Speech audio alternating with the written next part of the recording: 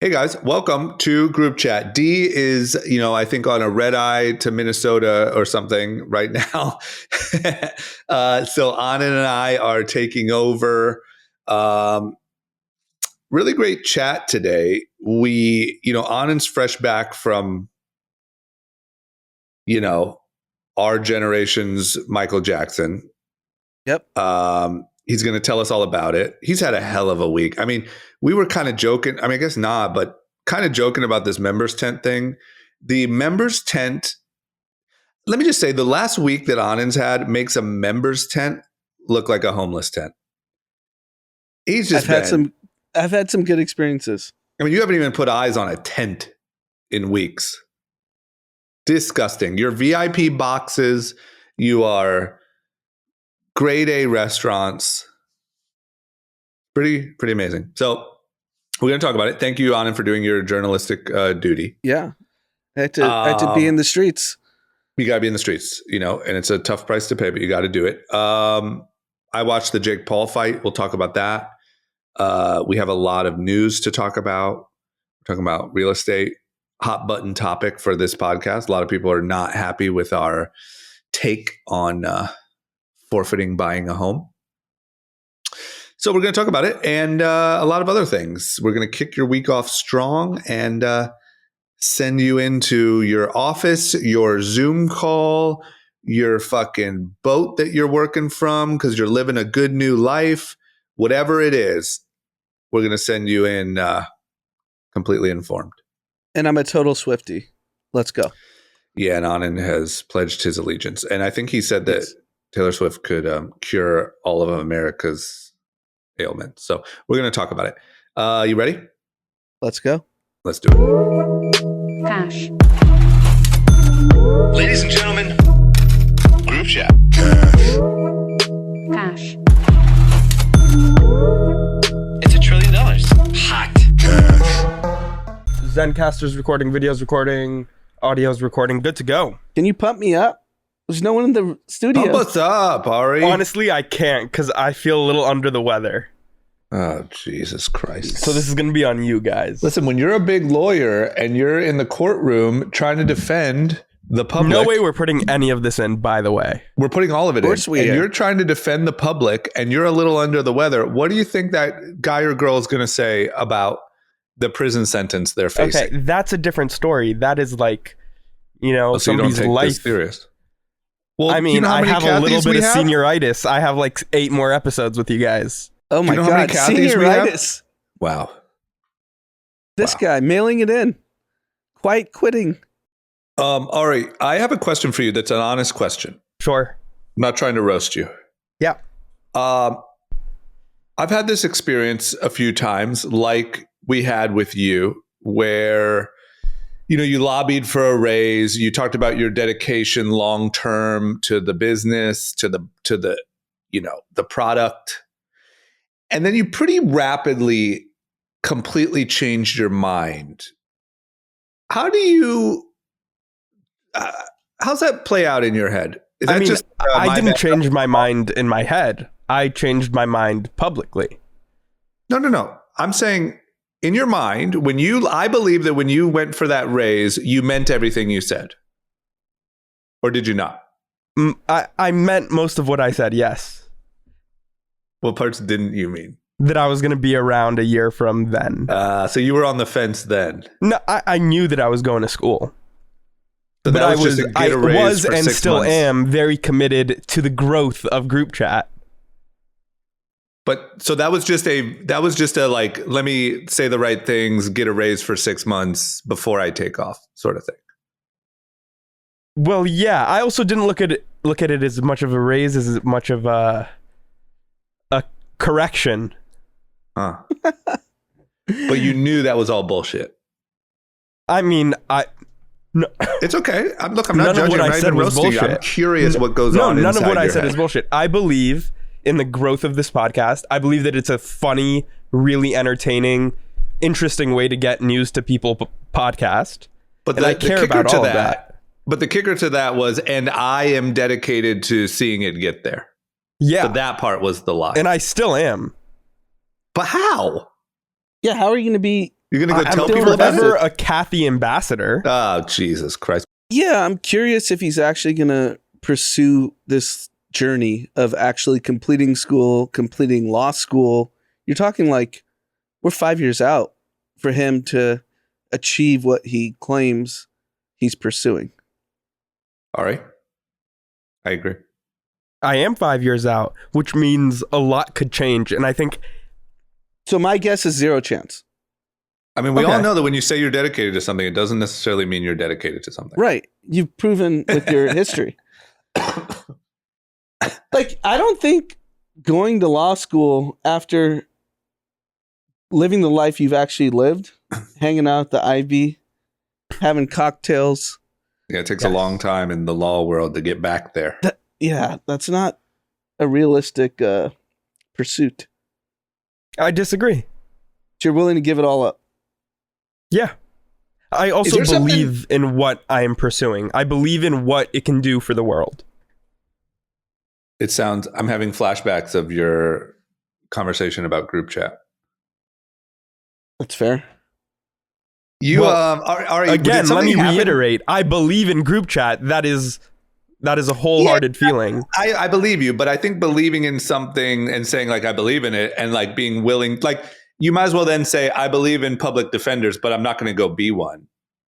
Well, You know what I'm I'm saying I am going to go be one. Yeah, I'm just saying there's a difference of like I believe in it from afar and like I'm going to pursue Yeah, it. it's like a noble thing to think about, but to actually spend the next 5 years of your life dedicated to it, and then make way less money than you make currently 5 years after debt. Yeah. I also want people to think this isn't for you, Ari. Once again, I want to be really clear. I'm not trying to get you to change your mind, any of that stuff. But I would say that in this modern world, like you have to think a little differently. And this is, I'm more kind of talking to just the people listening. Like I would argue that if you in your position over the next 5 years said, you know what, guys, once a quarter, I'm going to get someone who knows about the system to come on the pod and share an interesting perspective, maybe wrongly convicted people, maybe people without the proper representation, maybe public defenders. I would argue that you would actually have a bigger impact on the system than by doing like the hand-to-hand combat, case by case. I think both are options. Yeah. And I think I could do both and pursue both. I don't think it has to be one or the other. But you strike me as someone that enjoys luxury. Yeah, I am a luxurious person. So how do you reconcile that? Like your career choice is not luxurious. Well, first of all, it'll get there. Not as a public defender. I'm going to do defender. 4 years public defender, work my way, You want to be infiltrate the DA's office from the inside. Yeah, but those positions don't pay the Ivy lifestyle. But then, you step out of government, become a lobbyist. Oh, okay, you're doing the political dance. Basically, like be a senator. This is fun. No. I wouldn't Interesting. run. Interesting. I wouldn't run. I like how you confess, though, because that's I could see you as what a DA. Just politicians let everyone do, out. right? That's the No, but that's what politicians do. They get in office, and then as soon as they leave, they make a fortune.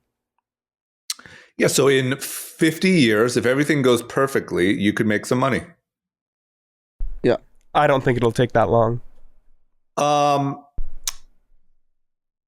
Okay, well, look, I don't want to get stuck on this topic. We've talked about it a lot for the sake of our listener. I'm just curious because this is fun for me, Ari, because normally, like, I can't really ask my employees this, or if someone quits, I can't really ask them that. Plus, we're not like having the fun of recording a podcast. But I just am really interested in like your perspective. Normally, if that would have happened and we're not making a podcast, I probably would have just went into, Anand's office in the old days and been like, damn, remember when he said that he was fully committed and then blah, blah, blah. And I never get to ask, what happened on your side. And I'm sure that, our listeners have probably experienced similar or felt similar to you. But it's interesting. I just feel like, don't you feel a little bit like employers are sort of held accountable to having the best interest of their employees in mind, saying what they mean, giving them a road to progress. Whereas employees are, it's not really frowned upon to be like, oh yeah, I kind of bullshitted in that thing and now I'm out of here. Employers are always bullshitting. What do you mean? Yeah. No, his question is different. His question is, as the person that gave this document, like, hey, these are all the things I want to do. This is why I deserve a raise. Yeah. And within 3 months, you're like, I'm out. Like if I did that as an employer, I'm a piece of shit. Yeah, you roasted.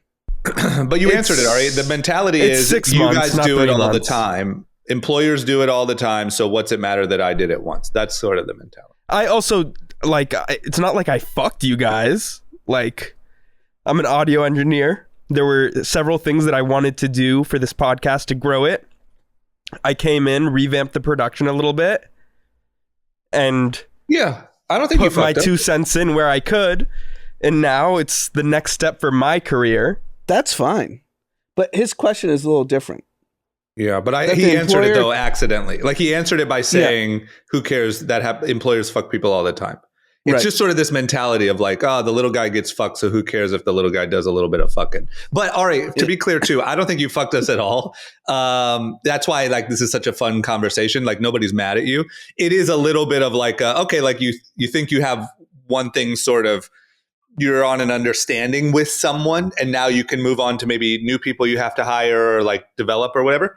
And then when that thing changes, you now have to go fill that role. So it's frustrating, but you didn't fuck us. And it'll be interesting, like a consistent theme of everyone that has been through our orbit for the last 2 decades. Yeah. The moment they leave, we never see them again. Yeah, we're never seeing Ari again. Yeah. I disagree. I will be coming back often. But like, what do you think? In what capacity? You think you're just going to pop in, or what do you think? I think I'm going to, well, first of all, I think I'm going to try my best to keep in touch with the guys, with the boys. Because But what if the boys are phase dope. out? What if they ended up getting new jobs and stuff? Nah, Javier and Jordan look Javier and Jordan look pretty locked in at Ghost. Okay. So, stick around with the boys. And then I think when I'm in LA, I'll come in, watch a pod, talk to you guys. Obviously, I'd never see you because you don't come in studio, but I come every Sunday now, except for today. I've came for the last 6. Can a guy get a little credit? okay. Thank you. Where are you going that you're not? What do you mean when you're in LA? I'm going to Davis. Oh, yeah, we're never seeing you again. Never. Jesus Christ. You're not even going to be like local. Davis is like outside of Sacramento, right? Yeah. Okay. Well, hey, It's fun. we wish the best for you. You did not fuck us. We're not mad at you. I was curious, and I figured, we're recording a podcast with a lot of business owners and also employees and, people that have probably experienced these sort of things. And I've never got to ask it. So I wanted to ask it. Now you know. Thank you. Here's what else I want to ask. I have FOMO Yep. over something that I don't think I should have FOMO about. But I think you're going to prove me wrong, like that I should have FOMO about it. Yeah. Saying on paper, this is something I should not care about. And when I see the impact, the roaring crowds, I believe the Fed made a comment that this thing has Yes. contributed to the U.S. economy in a meaningful way, meaningful enough for them to comment on. I get FOMO because, when you have the opportunity to witness one of those things, Yeah. I think you should witness it. And over the weekend, you witnessed it. If you can't tell, what I'm talking about is Taylor Swift. She came to SoFi Arena, or Stadium. Sorry, how dare I? Anand, you were there in person. How was it? I was. So, Drama, I'm a measured person in your opinion, right? Yep. I'm not going to try to abstain from hyperbole Yeah, especially with Taylor Swift. with Taylor Swift. And let me just kind of document my Taylor journey, because Please. admittedly, I was not a Swiftie. So Yeah, I know the were big not. song. I noticed you said that Exactly. in the past tense. Yes. Okay. So like I knew the big songs, right? Like I knew she's a big famous star. Yep. You know, the pop songs. I know those like handful of songs. Yep. So when this tour started, I started seeing people kind of freak out. Like, this is something different. Yeah. And it started piquing my interest. I was like, what's going on? Why is everyone in every city caring about this? Why are mayors changing the name of the city temporarily to like Swifty Santa Clara or whatever? Yeah. Like, you know, what every city, the economies are changing when she comes to town. Yep. So I started getting really interested. I was like, what am I missing? Because I don't listen to a ton of music, but I'd like to be engaged culturally in what's going on in the world. Yep. So then you started seeing like Aaron Rodgers, Miles Teller, JJ Watt, like the most alpha males dancing their face off to Taylor Swift. Yeah. Forget like obviously the girls and, you know, the mother-daughter, the father-daughter. Like I was like, I get that. Yeah. I was like, what am I missing? That this is such a crazy experience that everyone needs to be there. Yeah. So I went Thursday. Did you go to Bootsy's? I did. And I hope I'm not getting anyone in trouble, but my setup was absolutely ridiculous. I'm sure.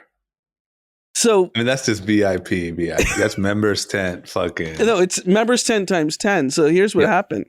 Taylor, last minute, decided to film her SoFi nights with a full production crew.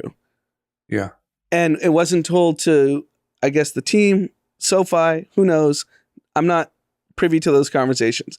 Anyways, the production crew blocked a handful of the suites that were slightly obstructed. I don't know what the prices of these suites are, but they can't sell them because they're slightly obstructed. Yeah. So I fluked in to a private bunker suite. Oh, because it was slightly obstructive. Yes. Wow. And then Taylor's crew gave the Bootsy people floor seats. Wow. So I had 10th row floor seats and a private suite. Like, do you realize that in this current environment, that is like, you know, like this thing shut down Ticketmaster. Yes. Like I feel like huge thank you to Brian and John. We saw them the day after. Yeah. And Amanda and I were just like, you know, we don't even know how to thank you. Like, this was ridiculous. Wow. I mean, okay. That's about as good as it gets for like, hard to get items. Like if you looked at this whole year, 2023, what were some of the hardest things to get? That experience you had was probably top 3. Yes. And so that's just like, you know, being a spoiled brat, we got the most member tent experience you could possibly imagine. Yeah. But forget that. I've never seen anything like this. And why? Like, what about absolutely insanity. We got there at 5 p.m. She hasn't gone until 8:30. Yeah. I was just like, I'm not dealing with the crowds. I don't want to deal with any of this shit. And everyone is dressed up. Everyone's wearing some sort of Taylor, like, bedazzled outfit. Everyone has the friendship bracelets. Like, Amanda bought a bunch on Amazon, and we all had the bracelets on. Yeah. And it was one of the most positive experiences I've ever seen. Like, it made me so bullish on America. I was like, this is awesome. Like, everyone was so happy. Everyone's friendly. Were they like? Everyone's friendly. Even like when we got out of the car, people were like complimenting Amanda's and her friends with their dresses. Like, oh my God, those boots are so cool. Like, that doesn't happen when you go to events. Yeah. When you go to a sporting event, everyone's like, fuck you. Yeah. Yeah. Throw a beer at someone, right? Like, yeah. And so that was our entry point. And I was like, whoa, this is insane. Everyone's so positive. Everyone's happy. And then, my God, when she goes on, there's a timer, like 3 minutes to countdown.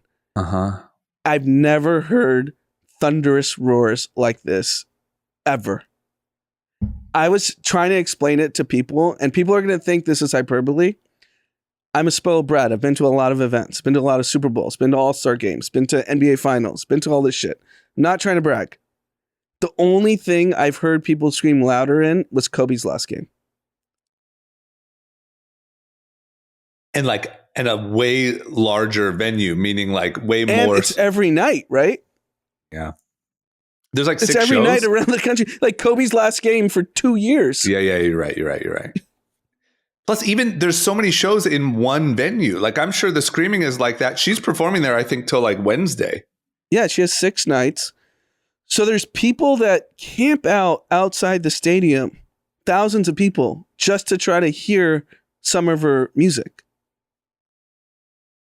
There's nothing we've ever seen. And I talked to Anthony, I talked to a few other people in music. They're like, there's nothing since Michael Jackson. And after going to the show, I can confirm this is an absolute spectacle. It's something that, honestly, she's here for another 3 nights. Yeah, I should go. Break the bank, just go and experience it. And I talked to multiple friends that went the night or 2 after me, that I explained my enthusiasm for the show the way I'm doing it now. Yeah. And I talked to them after. They're like, you're 100% right. I've never seen anything like it. I heard like from a friend who went to the Chicago one that like the stadium felt like it was shaking. Like everyone was just also like constantly moving throughout the whole thing. And everyone knows every word to every song. It's something that I've never experienced in my life. I'm a full-blown Swiftie. And there was an interview on TikTok that's going viral of Kobe talking about Taylor Swift. So Kobe in 2015 presented her at Staples Center, like her banners at Staples right now, because she had the most consecutive sellout shows ever for any artist. So Kobe presented that banner to her in 2015. Yeah. Then there's an interview that came out obviously before he passed, so probably 2019, saying like, someone asked him like, oh, what kind of music do you listen to? Do you listen to Taylor? I don't think you listen to Taylor. He goes, of course I do. He's like, when you have someone with this many number 1 albums, this much greatness, I'm so curious how and why. What is she doing mentally? And he concluded the interview like, she's an absolute killer. And as I watched the show, I saw she's on for 3.5 hours. Yeah. Did she start on time? Yeah, 8:30, like 8:30, something like that. Yeah. But there's probably 10 outfit changes when there's no break in the show.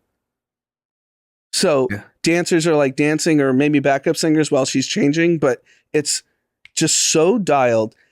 And I'm convinced every smirk, every smile, every like shrug is just like mama mentality dialed. Like she knows what she's doing.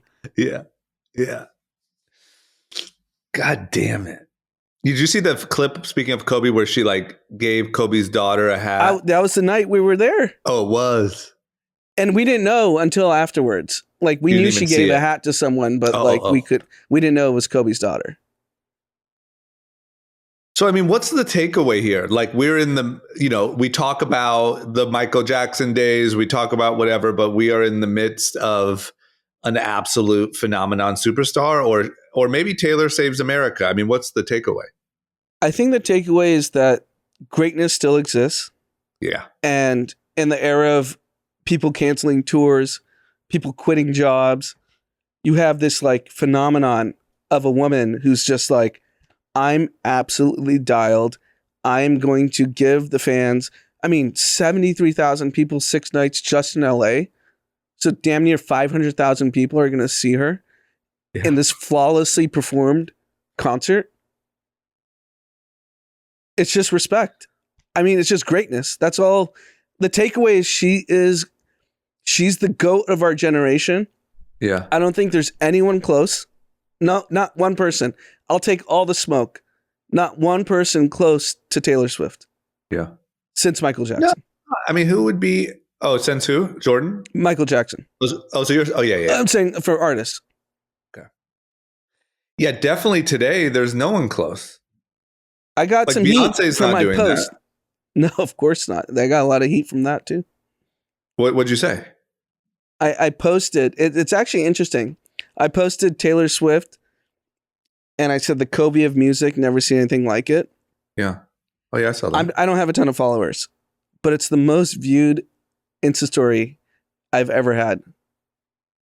And people And are I didn't tag Taylor Swift. I didn't tag SoFi. I didn't tag anything. mad at you? People were giving me smoke. The Beehive. Were they? A few. They said no Beyonce's the Kobe? You wanted to. That's bullshit, bro. Stop. Like Beyonce's great, don't get me wrong. Beyonce's work ethic is insane, don't get me wrong. But Beyonce's like Just check the data. it's The just, numbers yeah, The numbers it's just, are there. come on. It's just not the same. And like I said, it's not a work ethic conversation. It's just the impact. She Can't fuck with resonates with Taylor. people in a way that I never understood until going to the show. That's what I want to see. I want to see like anytime one person has that type of just impact on humans and like, you know, it's happening right down the road. Like you got to see it. Because Yeah, when's her next tour? 5 years? 8 years? So she added 2024 US dates. She's going to Really? make $2 billion. I don't know what she's going to make. It's going to be something absurd. And that's what's the demand crazy. is just What's crazy is like rappers, for instance, like most rappers don't age well. Like even Right. rock stars, you know, a lot of male acts, but Taylor Swift can do this for the rest of her life. yeah. Like she could put out And an she- album when she's fucking 70 about like, you know, her husband who has dementia and doesn't remember anymore and remember the good time. She could do it for the rest of her life. She could die with $10 billion. She's a professional athlete. Like if you see the performance, 3.5 hours on stage, running around, dancing, playing the guitar, getting outfit changes. Like she's Steph Curry, she's LeBron, she's Kobe, she's all of it. Yeah. But it's just imagine the fact that all of those guys have to stop at a certain age. Taylor, the type of music she makes, like the way she is, she could do this for the rest of her life. Yeah, people are like crying in the show. Yeah. Like fans are crying in the show. I mean, I see how the We're Not Really Strangers employees, you know, there's a lot of diehard Taylor fans, and the way they act about it is bananas. Like they were crying finding out that they were going to be able to go to the show. And these are, you know, adult women. They're young, but in their 20s. Right. No, I'm crying telling just you, at the thought. it's a phenomenon. I've never experienced anything like that in terms of like something that I'm not passionate about or was not. Now I am. Like now I'm full blown Swiftie. Yeah. Like I get it, but I didn't know this is what it is. Yeah. Yeah. I want to see it. All right. Well, congratulations on contributing to the economy. Yeah, well, I didn't. Brian and John did. But you know, what'd you buy? Drinks? You bought drinks. You can bleep this out. Okay. You bought bracelets. You contributed $7.50 to the US economy on Amazon. Oh man, what a H Wood week you had. You had Chappelle and Taylor. You had the two greats. Yeah, it was. I'm very thankful. Jesus. Okay. I mean, look, quick. The only thing of my weekend that you didn't see that I did, not nearly the power of Taylor. I did last night watch the Jake Paul, Nate Diaz fight. I'm going to be honest. This can be a short segment. It just was boring. I mean, Jake Paul won. I think everyone knew that was going to happen. It wasn't. There was no knockouts. He knocked Nate Diaz down, but it was, you know, wasn't a good knockdown. It was a little bit of like off balance, whatever. He fell over. But I mean, I will say, looked like a packed stadium. I don't know what the pay-per-view numbers are. Dallas. Okay. I I don't know the pay-per-views, of course. I'm sure we'll get an idea. But the one comment that I had is it was a packed stadium, but it was also a lot of, like, everyone cheered really wildly for Nate Diaz and a lot of boos for Jake Paul. So Interesting. good matchmaking on Jake's part. He is good at that. But I'm just curious. I think matchmaking is everything for the business of Jake Paul. If he can keep telling how good long do you think stories the shtick lasts? I don't know, man. I mean, to me, it feels. I don't know. I don't want to sound like a hater, but I have entered the part where, like, it's over to me. Like, it's just sort of like he fought the quote unquote real boxer, Tommy Fury. Tommy Fury is a horrendous boxer, but he is a real boxer. He lost. And then he fought Nate Diaz, which, to be honest with you, I thought he would knock Nate Diaz out. Like, I thought he'd get a good clip. It would be similar to Tyron Woodley. And, like, Nate Diaz put up a good fight. It wasn't really, Jake definitely won, but it wasn't like a runaway victory. And, like, I don't know. I've heard a lot of takes to the contrary of mine, but to me, if you're just like putting up a fight, a decent fight with, like, a 38-year-old MMA dude, I don't know. I just think it's all going to depend on his matchmaking. He's got to be really, really good with who he chooses to fight. Yeah, it's also interesting that there are obviously celebrities, influencers, right? And if I go through my TikTok, the only people I really see of younger folks are the Nelk Boys and Aiden Ross. Yeah. And did you see that Kai Cenat riot in New York? No. You didn't? No, I didn't see it. Okay, so I'll tell you about that after, but there's one other guy named Kai Cenat who I'd put in that group. Sure. But my point is they feel like they're fading. To you? Like Jake and Logan. Oh. Yeah, I think like, I know they're wrestling, they're fighting, they're grasping for relevance. I think it's going to be tough. I think the next 3 years are going to be really interesting for them. Like, this could be the beginning of the fading. Because also, like, Logan has like a really bad, like, I think a lot of people don't like Jake because he's just, he's just kind of cringy. And Logan has a lot of bad, like, sentiment. People think he, like, ripped everyone off with his NFT thing. I don't know the details. I don't know if he did or not. Yep.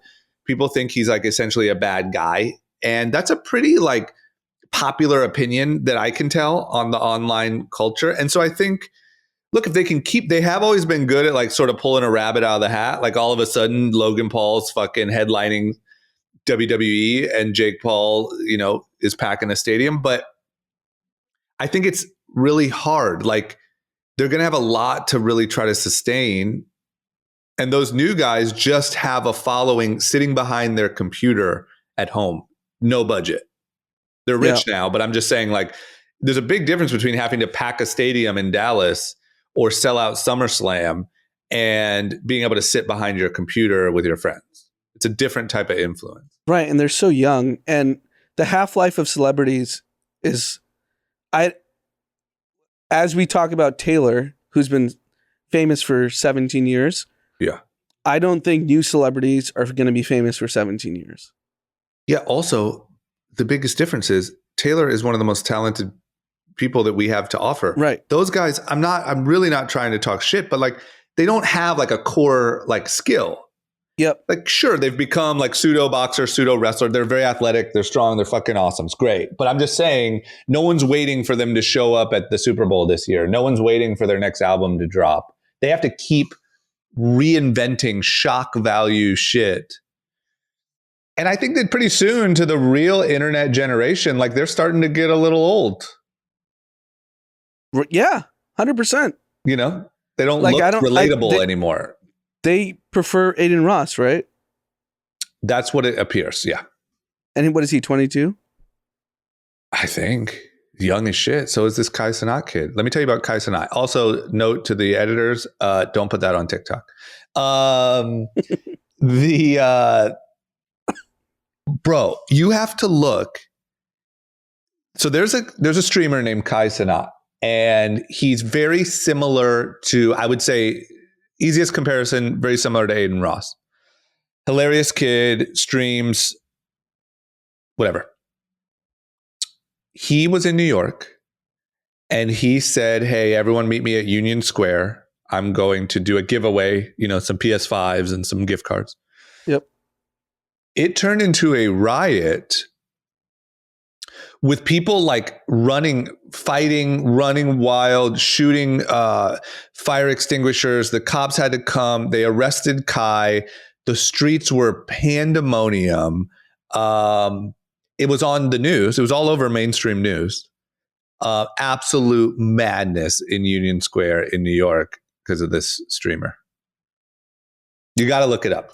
I have to. No, that's pretty much the story. There's nothing really to it other than that. But like, it was fucking nuts. It's also like, I don't know what it means. Is it a sign of the times of like how much influence these streamers have mixed with like, there's still a little bit of crazy in the air, I think, like from post-COVID, like there's still a little lawlessness. And the visuals of this thing are pretty wild. And so that's what I'm curious about in terms of just fragmentation of celebrities today, like new ones. You're going to have, we're already talking about Jake and Logan. I'm not saying they're fading, but potentially fading. And now you have Aiden Ross. You have this streamer you talked about, the Nelk Boys. And then in 2 years, there'll be someone else. And then you have Taylor Swift, Drake, Beyonce that can still sell out stadiums, arenas for the next 20, 30 years. Yeah. And they're so cemented in. And I feel like we're just going to have a flywheel of like the younger kids that come and go. Yeah. And they just keep, at the top for the next 2 decades. I think that's what the internet does, right? Is it'll create a few just monsters. Like But do you think it's talent based? Because the people I'm mentioning, Taylor, Drake, Beyonce, obviously the most talented people we've seen. I think the longevity, you have to have some sort of talent because it just gets old. It's like, I think Jake and Logan are a really good example actually, because once again, not in a mean way, but they don't have a sort of built-in specific talent. Their talent is getting attention. And now, 8 years in, they have to sell out arenas and fist fight UFC fighters and fucking do flips off of top ropes at WWE to maintain excitement about them. Right. And, very few people can even do that. I would say their real skill is just getting attention. But like, how long can you sustain that? I'm not downplaying, of course, either like Taylor Swift, Beyonce, or Drake, but at least they know what they need to do. Like, I got to get back in the studio after this tour. I got to make another great album. I'm going to tour off of that. Like, at least they know what they got to do. Jake and Logan have to sit down this weekend and be like, okay, what if I jumped out of a fucking jetliner with no parachute and fucking did 3 flips and then there was it's crazy. Yeah, what if I take Floyd Mayweather's hat and go viral? Yeah, but the thing is, not only that, you got to fight Floyd fucking Mayweather. You got to set that up and negotiate that deal and then stand in a ring and get beat on. And I think that even for them, it's tough to sustain, and they're probably the best at it. Like, think about how hard it would be if you went through a list of everything they've actually done, like filmed and whatever. It would be so fucking hard. I mean, I'll tell you, we did TV for 10 years and we had a staff of really great writers and producers and people to make all this shit happen. But by the end of it, we were fucking exhausted. We had no interest in like getting ran over by a bull or fucking attacked by sharks anymore. Like, it was ridiculous. You just can't sustain it. No, so I don't know. We'll see, but it's really interesting. Okay. Want to talk about some news? Let's do it. Okay, let's start with home, the real estate market. We have a couple good articles here. Essentially, like, we've talked about commercial real estate being in trouble and potentially being, ready to implode or kind of already imploding. But homes seem to be a little different. home prices went through the roof in 2020, 2021. There was, those videos of, and almost it became a joke of like, not only can you not get a house for like listing price, you might as well not even go to an open house. You just have to make an offer 10% 15 above bids. sight unseen. Yeah. And really, like, I know that growth has slowed, but like prices aren't plummeting. What are people saying about real estate? So I think a few things are interesting. So my mom was over today at her house, and she said when they bought our home, the home we grew up in, 17% mortgage rate. Whoa. What year? 83, 84. Wow. And, we're at 7.5% now. And I think the real issue is basically there's a lack of inventory because people can't move. If you had a home at 2% or 3% mortgage rate, there's no logical way where you could be like, I need to buy a new house. Yeah. And I'm very curious if this is the first time single family homes actually take a hit because the universe of buyers is going to be smaller. It seems like interest rates are going to be higher for longer than anyone wanted. And I'm very curious, is the first time people are going to be like, you know what? You should rent. Yeah.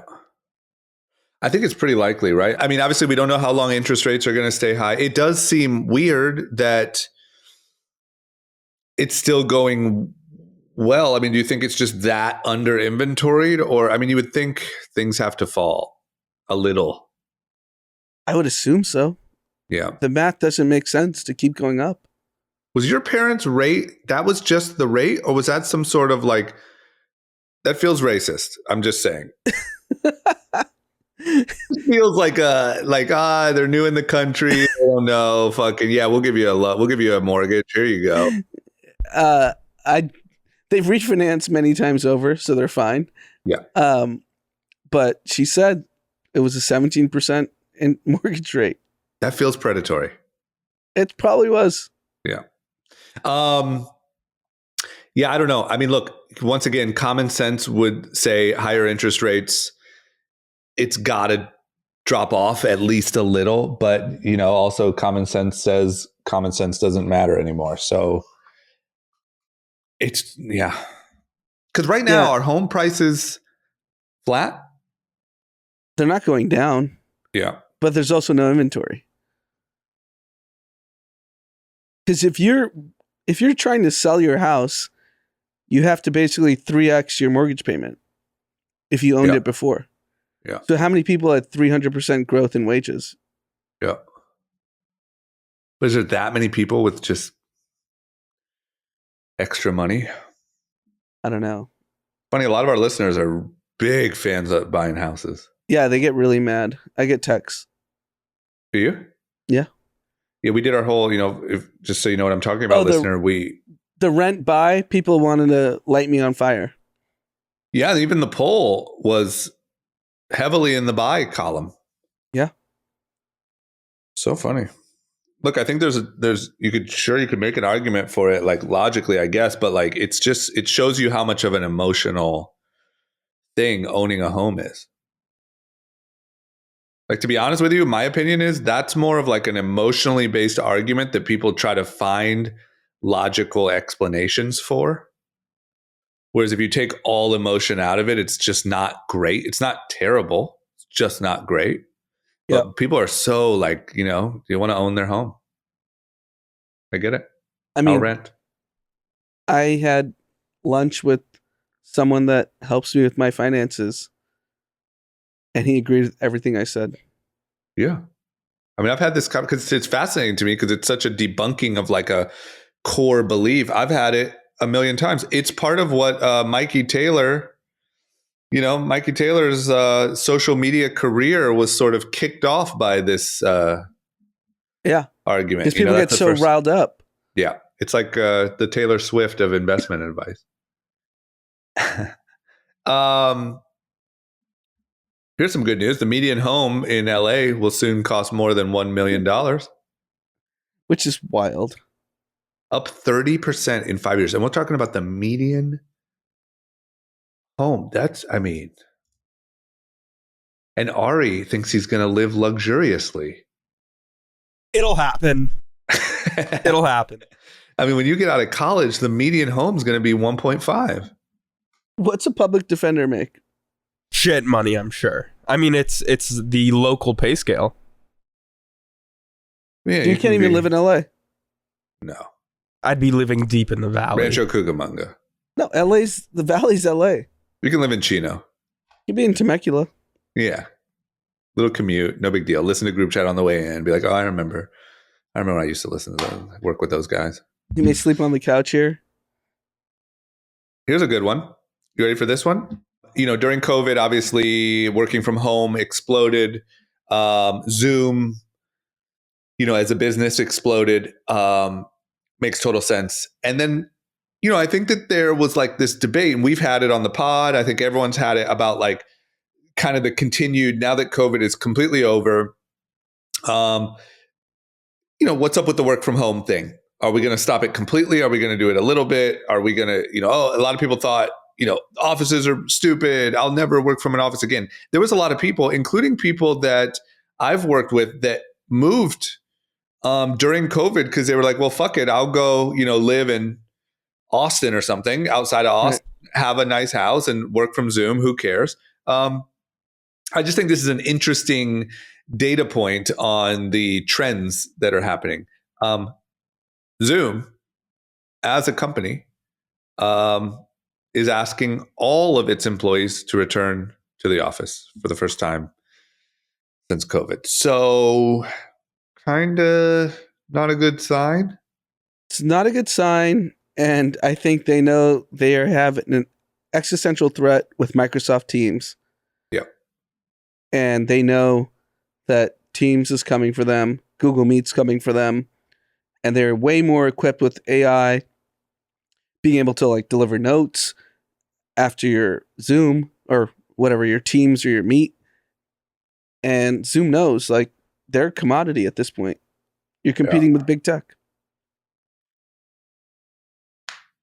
It doesn't get any more. Like, if anyone is going to be like, I feel like it's almost like if I'm the CEO of Zoom, I'm doing everything I can to let my team stay remote just to be a case study of the world I want. And I'm doing interviews and I'm doing press about how great Zoom is and how all of our employees have been able to stay remote. I mean, to your point, it's a terrible signal. If Zoom's like, we have to be back in the office, why the hell do you need Zoom? Yeah. It's just not a good sign. And what about like, I'm so curious about, like, I'm not talking about like filthy rich people. I'm not talking about people, avoiding income tax. There was a lot of, I would say 90,000 a year plus employees that moved during the pandemic because they said, hey, I can have a great life somewhere else. This remote thing is going to stick. And let me take advantage of this. Now, if they get phased out, I know people who move to other countries and you get phased out and like, what happens now? In terms of like, how do they get their jobs back, or what do you mean? Like, let me give you a scenario that I'm speaking from knowledge, but I'm not going to give any details. Is you move to a country that is like not very, it's not like everyone's walking around speaking English. Like, it'd be a tough country to assimilate in and go get a job at, somewhere local. But it's great. You have this great life. You make good money. And you work remote. You have your same old team, your American office. You work with them. Everything's great. You get fired. What do? You just uprooted your whole life. Less and less people are hiring on remote. like it just seems like some people, and I'm saying a really extreme example, that could be you could move to Nashville and you built up a whole career in LA or New York working in a certain industry, and now what do? You go around to a local Nashville business. It just seems like a really risky time. Does that make sense? Yeah, no, it totally makes sense. I think the issue is unemployment's still really low. So once that gets to like 4 or 5%, I think it's 3% right now, then you'll start seeing people panic. But right now, it still appears that the labor market is pretty frothy. And I think people are okay with just, even if they get laid off, they'll just go hustle. They'll be an editor. They'll do something and piecemeal together. That's what it seems to be going on. Like there's no other explanation why unemployment's this low, because we know most companies are doing fine, but they're not growing at the pace that everyone thought they were growing 2 years ago. It's just crazy to me how much like COVID was such a shock to the system of just like all new rules overnight. And there were some people that like really leaned into that pretty heavily. Like, all right, fuck it. There's new rules now. I'm moving to, whatever. I'm going to get a house outside of Nashville. And it's just interesting as things sort of come back. It's taking a long time, but it does seem like a lot of things are going back to the way they were, not necessarily some sort of new normal. I agree, but I was in Century City at the mall, Avenue of the Stars, which is where all those offices are. It's complete ghost town. Really? Yeah. The mall was packed, but the streets were empty. Yeah. That's interesting. It's just so rare that you get like such a human behavior experiment. Like everything was so disrupted, and you saw like the adventurous people went on an adventure. The people who, wanted to start a new life somewhere else did it. And then like now every time one of these things changes, it's going to be really interesting to see just the general like way things settle. And who knows how long they take to settle or if it ever settles. But it's just interesting to observe. Are you guys in person for We're Not Really Changers? No, mostly no. We do like certain things in person. But I'll tell you, I mean, just to share like what I've learned is I've had moments where we had people in person, like maybe we have an employee in from out of town. And so everyone's in person for a whole week. And it also didn't feel completely optimal to me. Like there was a new problem of like a lot of just hanging out and chatting, and you get caught up in a conversation about Taylor Swift, and, a lot of time goes by. There seems to me to be like some sort of balance of, maybe you come in 2 or 3 days a week and then you work from home the other time. I don't know. I'm trying to figure out what that means for like an office and how big and whatever. Yeah. And I mean, I think the biggest thing everyone will lack from remote is there's a serendipity of just being in person where you come up with an idea and then you're like, oh, let's talk about it.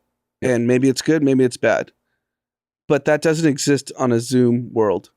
Yes. And my only point that I just observed literally 2 weeks ago, so it's just an interesting thing to talk about, is so we're talking about the success case. Like there's serendipity, a good idea happened, that is valuable, that wouldn't have happened on Zoom. That's the success. The thing that I noticed is there's so many serendipitous, stupid conversations. Oh, you're going opposite. I'm just saying it's not, I don't think it's all one or the other. I don't think 100% of the time, for at least I'll speak for my own business, I don't think 100% of the time in office is perfect. And I don't think 100% of the time out. It's like, how do you try to schedule those serendipitous moments? I know that's counterintuitive, but like we know from the Young and Reckless office, that was, peak pointless shit being talked about, and people having Nerf gun fights and like, yes, a little bit of good stuff came out of that, but there was also a lot of time wasted. The only thing I'll push back a little bit is that I think the senior leadership benefits a lot from being in office because they're incentivized differently. So when the company does really well, the senior leadership makes the most money. And you can debate whether that's fair or not, but that's true. So if senior leadership is in the office riffing on ideas, I think that's very valuable. Okay, so I don't even think that's a pushback. I think that's just a more like detailed opinion. I think that's totally right because I don't have problems. Well, look, I'm not even talking about now. I'm talking about just what I've seen in my working life is like usually the people that are pretty focused and dialed are pretty focused and dialed no matter what. There's just a lot of like, there's a lot of people that you need that maybe aren't as focused. Maybe it's also, our fault because they aren't incentivized as well. Or, maybe there's a bunch of arguments for that. I'm not getting down on those people, but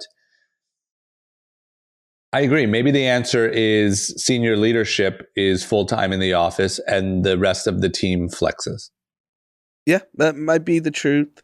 Friends who have in-person offices have discovered things that they probably would not have if they were remote. And it's made their organizations better.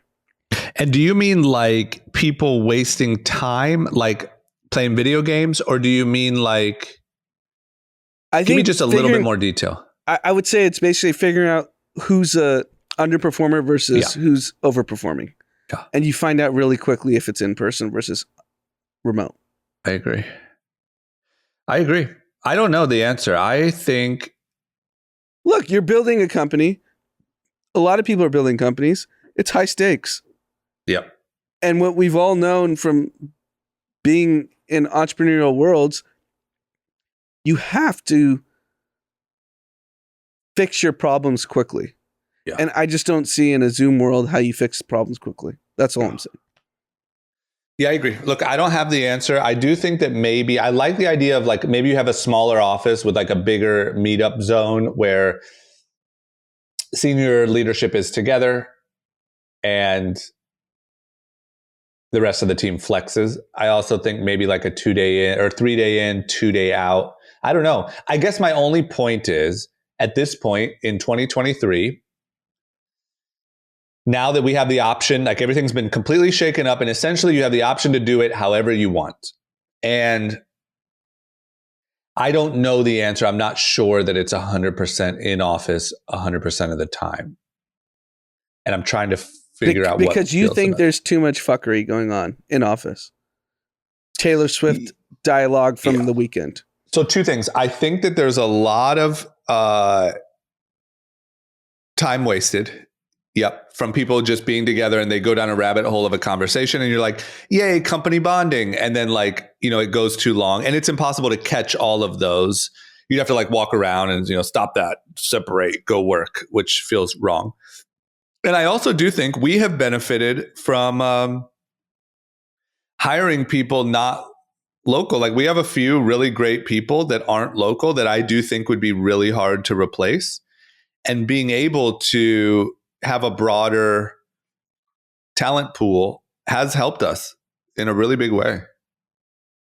And that's across all categories of work for your company? Creative. Yeah, I mean, essentially because it's creative and then operations. And, there's some benefit to like we have operations people in New York and if they're communicating with, Target or Walmart or that's on a different time zone. By the They're time responding quicker, whatever. Yeah. Yeah. By the time I get going, there's been a question and an answer, and the problem's already been solved. That's cool. So I don't know. I just don't know. And I think if you gave me $100 million, you're a fan of the hybrid. Look, I think if you gave me $100 million investment today, and you said, "Okay, what do you want to do? Figure this out right now. You can get any office you want. Totally great." I would probably have, I think you're right. I would probably go, if I had to choose today, I would go with executive team in office, flex for everyone else. Okay. I like it. And then I do think executive team needs to be in the office every day. Yeah, I think that's right. And the executive team, look, once again, if you hire well and if you do well, the executive team doesn't need to be, they're not going to be spending 2 hours talking about Taylor Swift. It's just, that's how they got to that level, right? And so, that's a little bit more of a different environment.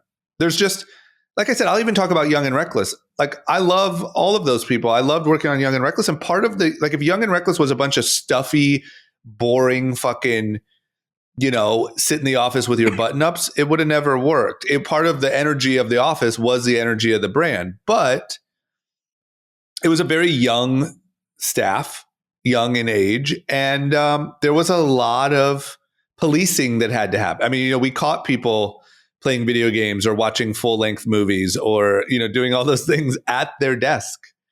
And I don't think the answer was like, oh, let's fire all those people. We need like all these tight knit. I don't know. There's a part of that you need. You need that energy. That same energy that talks about Taylor Swift or has a Nerf gun fight for an hour is the same energy that comes up with the other thing. But at the same time, like those people that we've caught doing things that weren't work related, also came in and said, "Hey, do you know this artist? We should work with them." Yes, that's my point. So I think that like in that type of industry, not for all industries by any means, but in our type of industry in that moment, what we really needed was like a really strong executive team that was dialed. And then you needed just some like creative people that you knew 1 out of every 10 conversations, if you were lucky, you were going to get something good. Yeah. And that's the nature of the beast. But those one conversations change the trajectory of the revenue for the year. But that's a hard pill to swallow, because if you walk around the office on a Tuesday, you see a Nerf gun fight and someone's watching Lord of the Rings, you're like, fuck this, what's happening? But it's true.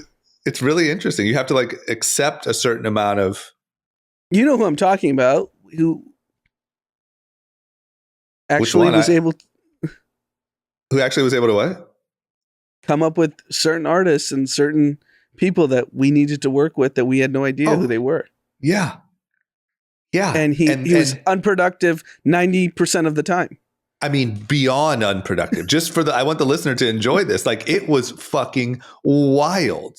And like the showing up at weird hours and the weird, scents that were coming from, that smelled like a nightclub. But that's the same person that's going to go up to Post Malone at South by Southwest and say, hey, we need to work together. Right. That's my point. That's also the industry, though. Like the apparel business is a pretty, like, if you're working at fucking Bumble, you don't need maybe a little bit of that, but you don't need a lot of that. That's the apparel business. Love it. It is pretty fascinating. I'm just going to do this topic really quick on it. I don't know what. I guess I'm not coming to any conclusion. So, notoriously, Taylor Swift's tour is going to gross over $1 billion.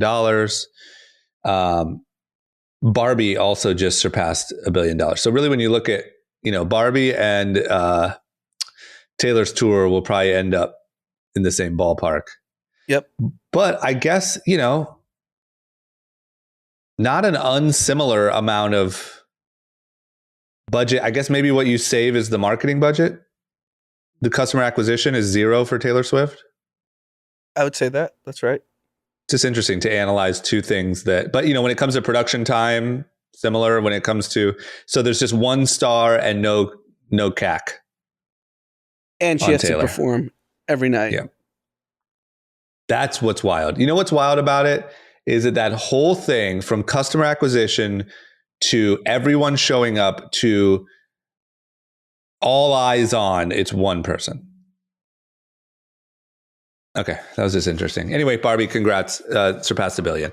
Okay, last but not least, Elon. I also just clicked Twitter. A lot of times I click Twitter right before we start recording just to see if anything really interesting is trending. What is trending right now is Elon. So I'll be honest, I kind of thought this whole Elon Zuckerberg cage fight match was just going to kind of die out and we were going to laugh that it was a funny troll for a minute. They're still going. And Elon has now announced that the cage fight will be streamed on X, formerly known as Twitter. I think we should wrap it up, to be honest. I think it was really great for some posts. I think great. We got to see Zuck's abs. We got to see fucking Elon hanging out with Lex Friedman. I don't really want to see this fight actually happen. Yeah, I think it's gotten pretty stale, to be honest. Zuck posted, I gave him a date, August 26th, that I'm ready to fight you. And Elon hasn't responded. And it's just getting boring, right? Yeah, I also think that like the payoff here is not good. I mean, that is going to look, I don't care who wins. It's going to look really silly. Yeah, it's a lose-lose for both, I think. Because Zuck's good. I think Zuck wins, but Zuck's not, I watched the videos of him training with like Lex and them. Like, he's good and he would definitely submit me in jiu-jitsu, but it's not like he's not just gonna fucking go in there and be like a superstar and fucking choke him out. Like, it's gonna look like two adult nerds wrestling each other. And I bet the streams probably won't be that great, to be honest. Like, would you pay $100 to watch this? Well, I would, but like, I think a lot of people would just bootleg it or whatever. I mean, you can see exactly. literally the night you went to Taylor, I hate to admit this, but I went on TikTok just because I was on TikTok. And like every third swipe for me was someone live streaming the Taylor Swift concert. Yep. And I probably watched like a good 20 minutes of fucking people live streaming. And you can watch, people are watching fights on there. People are watching fucking anything. I mean, that's where the majority of this is going to be consumed. Yeah, I agree. All right. There you have it. Anything else? We don't have any shout outs, right? I think we're good. Okay. Great episode. Listen, everyone have a great week. I can't wait to see what news comes up this week because, as you know, in our modern day and age, we're going to just be packed with new stuff to talk about by Wednesday. Yeah, everyone have a great week and we'll see you on Wednesday. Go see Taylor. Go Tay Tay.